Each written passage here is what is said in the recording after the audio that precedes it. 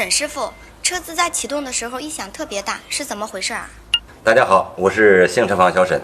今天有一个车主跟我说，在启动的时候啊，这个噪音和异响特别大。下面我来给大家检查一下如何修复这个问题。现在我们来模拟一下这个启动的这个，听一听这个噪音来自于哪里。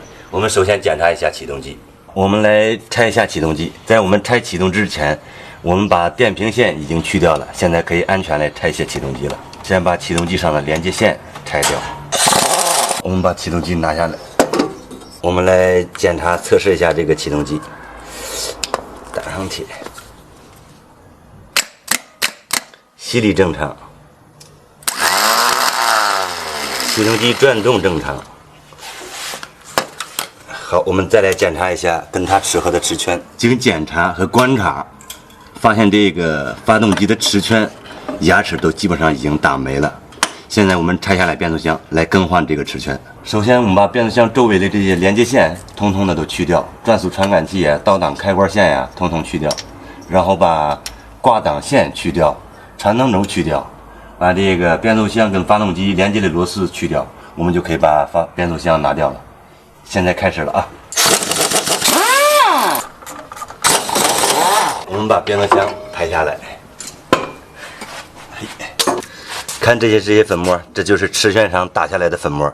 我们再来看一下这个齿圈现在磨成什么样了，牙子基本上就已经磨没了。这是新的，我们现在把新的换上去，装回以后再打启动，看有什么异响没有。我们把这个齿圈经火烧一下，然后让它膨胀，好安装。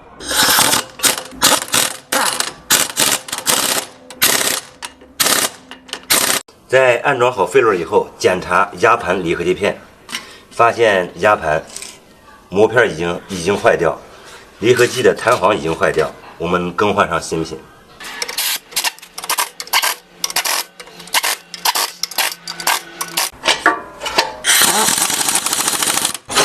现在这个全部都装回到位，我们来试一下这个启动的声音。